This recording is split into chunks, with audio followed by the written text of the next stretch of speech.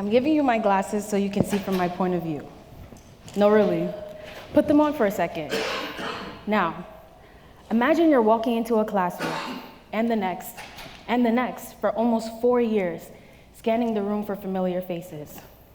But instead of faces, you notice something else, or rather, the absence of something else. Not a single Black faculty member at the front of the room. If you're me, a Black student, what does that tell you about your place here? This is the reality for Black students, not just here at Barnard, but across academia. There is a silent message, a message that says, this space isn't made for you, a message that we need to address. Increasing the representation of Black faculty, especially in STEM fields, is not just a nice-to-have feature. It is essential for building a truly diverse and inclusive community. Barnard, I was told, was a place where diversity and inclusion were not just buzzwords, but guiding principles. But when I joined the chemistry department as a prospective biochemistry major, I felt a little bit isolated, not just as one of the few Black students, but because in a department full of talented professors, cutting-edge research, and boundless opportunities, there was, and there still is, only one Black professor.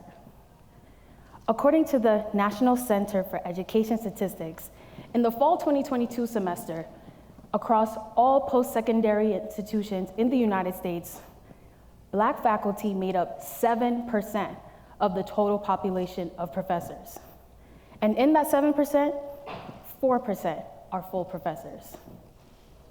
Representation matters because seeing ourselves in the faculty proves that we belong here and have a future in these spaces. Not seeing Black professors in the spaces that I was in is one of the reasons why I decided to minor in Africana Studies. I loved that when I walked into a classroom, there was more than one or two faces that looked like mine. And I loved even more that my professor was Black like me. However, we should not have to seek out specific spaces to see ourselves represented. We must be visible and present in all spaces. This trend, where Black professors are severely underrepresented, is not exclusive to the chemistry department here at Barnard. It extends to the various departments, such as the computer science department and the neuroscience department. And in some cases, like the physics department and the cognitive science department, there are no Black professors at all.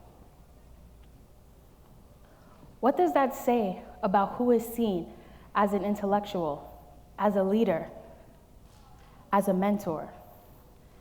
And this is not just about numbers, as they can sometimes be deceiving. If we look across campus, we see a plethora of Black people in support roles, our cooks and our chefs, our custodians, and our administrative staff. But when we look to the faculty, all of a sudden, those same faces just disappear.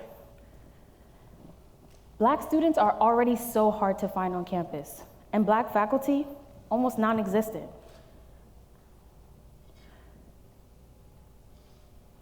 Seeing ourselves represented in all spaces is important for fostering a community that is truly diverse. This is why I'm calling for Barnard administrators to participate in intentional efforts to recruit, support, and retain Black faculty, especially in STEM fields where we are so underrepresented. Creating change starts with conversation, which is why we need more spaces where we can voice our experiences and push for the representation that we deserve. For example, departments can host listening sessions where faculty hear directly from students about what it means to go through semesters of coursework without seeing a Black professor at the front of the room.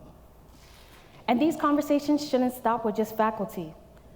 As students, we should be more involved in having these conversations with each other. Student-led spaces are just as important. Clubs like the Barnard Chemical Society and the Barnard Psychology Society, and even the SGA can take an active role in bringing us together so that we can talk about what's working, what's not working, and how we can come together for advocating for change. These conversations are not going to be easy. Discomfort is an important part of growth, but avoiding these hard truths will just keep the problems in place. If we want to see real change, we have to be willing to accept the uncomfortable and push forward anyway. Because when we talk about diversity, it's not enough to just admit us. Don't tell us we belong here. We have to see it to believe it. Thank you.